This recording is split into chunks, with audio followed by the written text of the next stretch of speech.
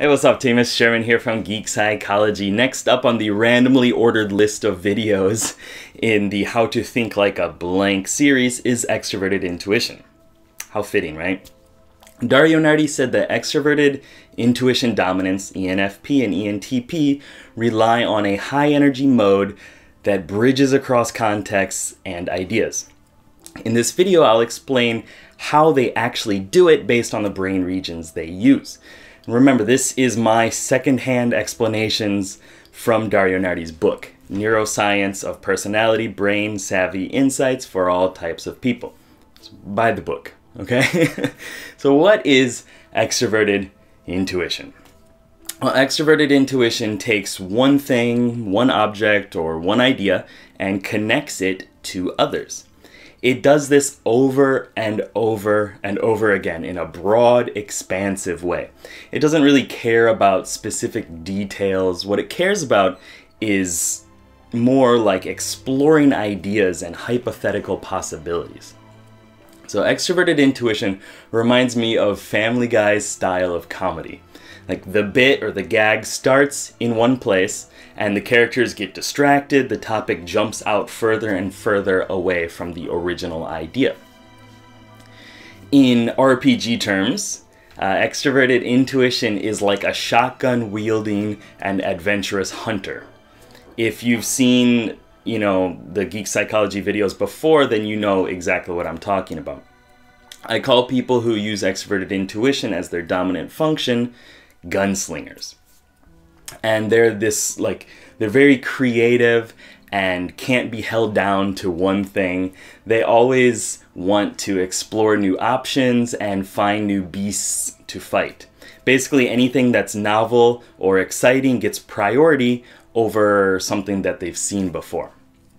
Their trophy wall is lined with these past challenges and exciting memories. Then the wall acts as inspiration and a springboard to think of new and creative ways to conquer their foes.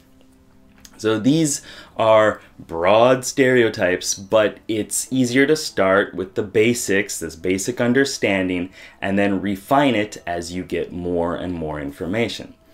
So shotgun bang, what's up with that brain? So, okay, I have a personal love for extroverted intuition because it's my auxiliary function as an INFP. It helps complement my natural introverted feeling style, and it feels really good to use. It motivates me and it lets me see things in different ways. It helps me grow by leaving my mind for a minute and looking out into the world. Essentially. Nardi's findings solidified what I already felt was probably happening. Extroverted intuitive types use their brain in a seemingly random or chaotic way to connect things from different contexts. My friend always says that his brain is too fast and he can't keep up with it. Nardi calls this the Christmas tree pattern. And what it does is something called transcontextual thinking. So basically, a stimulus enters the brain and is processed in many different regions. Even regions that don't seem applicable to the stimulus get involved. All the brain regions are busy and are rapidly firing to check for different relationships. So if someone says cat, then many areas in the brain light up and tons of different connections are found. The usual connection to dog or some visual memory from that person's past might be processed, but cat could also lead to yarn, rain, cartoons, James Bond, a guitar, or taking his example, the relationship between two brothers, one faithful and sociable, and the other, this quiet and independent brother. Or anything else, really. It can just go on and on. So each region gets a piece of this information and then tries to convince the person to follow that train of thought, basically, if you're going to personify it, like I always do. So in game terms, I think of this as kind of like spray and pray. It's just firing randomly and trying to connect with the target. So because every region gets a hold of the information, many different opinions can come about and different ideas in that sense. And unfortunately, this might contribute to giving NE types this kind of flaky or self-contradicting vibe. And in their and my defense, there are just so many options to explore. And once you pop the top, like pop the lid off the idea-flavored Pringles, you just can't stop. You just need to eat them all up. So FP2, let's get into the brain regions here. FP2, this region is in the front of your brain, just above your right eye. It's used heavily for perceiving function dominance, IJ types and EP types. In the boss mod model I use here at Geek Psychology, perceiving functions are represented by warriors, sensors, and hunters, intuitors. I call them scouts. These scouts are these classes who like to take in more information before making decisions. They're scouting for more information, basically. And Dario Nardi calls this region the process manager or the vigilant taskmaster. FP1 is called the chief judge. So just let the symbolism behind those two ideas soak in for a bit. We've been talking about FP1, making decisions, being decisive, and now FP2, vigilant taskmaster. So the process manager, this taskmaster, watches things but doesn't actually make decisions. Nardi says that it's not verbal or directive. It checks to make sure that everybody, all the brain regions, are doing something and on the right task. And it also notices which step you are on in a task and suggests when you're done brainstorming. So when you say like, I'm out of ideas, FP2 lights up. So you see how it doesn't actually make decisions, it simply informs you of what's going on while taking in new information. And FP2 also lets us consider new or unpleasant ideas. It allows negative information to come in and mutes emotional responses for reflection.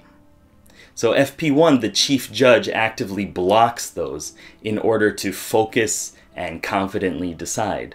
So activity in FP2 then allows you to become sad by letting the bad news bears march in and enter your consciousness.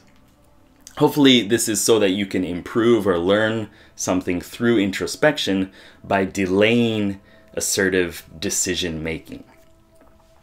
If FP1 is like the strict dictator-like autocratic raid leader, FP2 is more like the open, participative, laissez-faire leader. It doesn't force decisions, but rather lets each member contribute and say their opinions. Of course, if you're letting in more opinions and ideas, it'll take more time to reach a decision. And when it's time to decide, FP1 steps in and lays down the final say. F7 is called the Imaginitive Mimic or the Quick Analogizer.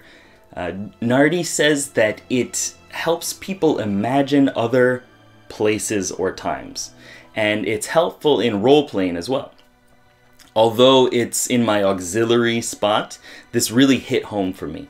I always imagine things from other perspectives as much as I can and try to play out the situation. I can only assume that's what NE dominants do, but I do it at a smaller scale because that's their dominant function. And this region also helps extroverted intuition users mirror behavior. He called it our own Star Trek holodeck, where we can enjoy mentally testing real or fantasy events. And we often do this by seeing something happen and then imagining doing it to learn or pretend or act. And this helps us pick up new skills and imagine what if. What if? So since this region helps us mimic people and play out different situations, it also helps with empathy and building rapport. If you can imagine how someone feels, then you can adapt. But just because you use this F7 region, it doesn't mean that you will definitely adjust yourself to the social context. Other factors definitely influence that.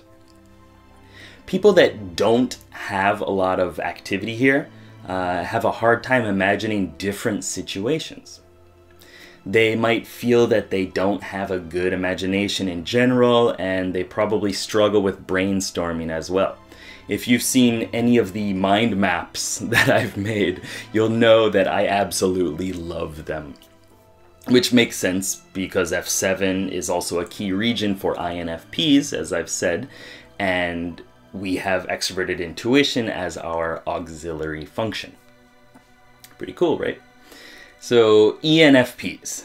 Let's get into the ENFPs. The two types that use extroverted intuition as their dominant function definitely have some differences, as you would expect. And ENFPs use introverted feeling as their auxiliary function. So this often makes them more people-focused. They make decisions using their emotions and their beliefs and values more often, and they probably assume that everybody is guided by a set of personal values. X is good, Y is bad. I must do X so I can maintain my identity and be congruent in that sense. So the F7 region we just talked about is going to be used more often in connecting to people for the ENFPs. And I see ENFPs as more likely to prefer and be good at mimicking people and imagining interactions instead of tailoring the mental rehearsal and detail inferring ability to objective logical concepts. So basically they're more people focused usually. Stereotypes, I know, but it's okay. T4, the intuitive listener, also comes into play here. This region helps us notice how something is said by listening to voice tone and searching for the intentions behind the interactions. If we're talking to someone and we just get this feeling that the person isn't being honest, this is the region that it's essentially rolling an insight check and informing us that something is wrong based on the voice and tone alone. And we use it to sense other people's motives as well. So the visual part of that insight check comes in with the next region, O2, the abstract impressionist. O2 is an artsy and holistic region. It looks for general artistic themes and aesthetics and style in that sense. Essentially, it looks for the feel of things and the words brought out by symbols. Also, it helps you notice body language and gain an impression of the person's character from their appearance.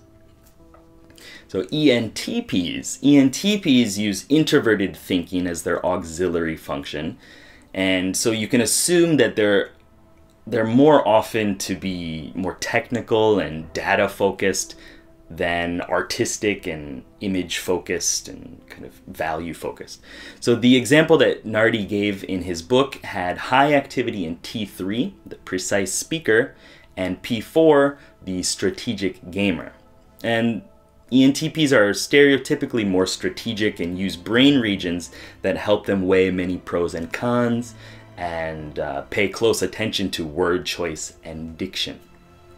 So T3, the precise speaker, is used for fine speech and composing complex sentences with proper grammar.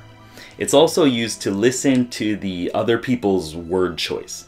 Being able to choose the correct word to explain the concept is a necessary strength for ENTPs. My ENTP friend definitely has a lot of activity in this region. He often has a deep desire to know the etymology of different words and choose the most accurate word to express his ideas.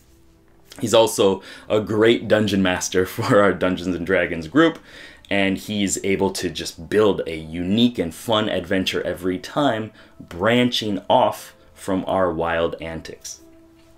P4, the strategic gamer, is active when we weigh pros and cons of choices.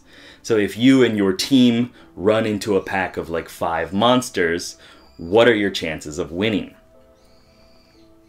And what about if you factor in resistances, levels, armor, and classes of both sides? How are the enemies positioned, and how should you position your team? This kind of information gets objectively evaluated, and the person is able to find leverage to influence or succeed in the situation. So your quest. Think about how skilled you are at using the brain regions I mentioned. Do you think you have a Christmas tree in your brain? Is it time you get it out? Maybe you need to open the presents underneath and check what's inside the box. Anyway, are you able to skillfully imagine different contexts and mentally role play through them? And how much priority do you think you give each region that I talked about? What would life be like if you could use the different regions more or less? And how can you use this information to build rapport with extroverted intuition users, dominance or auxiliary function users? If you are an ENFP or an ENTP, in what ways can you tailor your strengths to work better with others? So the brain regions, again, FP2, the process manager, F7, the imaginative mimic or the quick analogizer, T4, the intuitive listener, O2, the abstract impressionist, T3, the precise speaker, and P4, the strategic gamer. So thank you very much for watching this video. I hope it was informative. I hope it helped out, and that it kind of rang true for you if you are an ENP or an INP.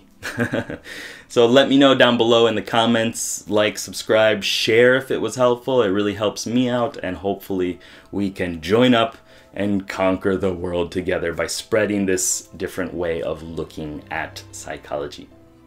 So thank you very much for watching. Good luck, have fun, and peace.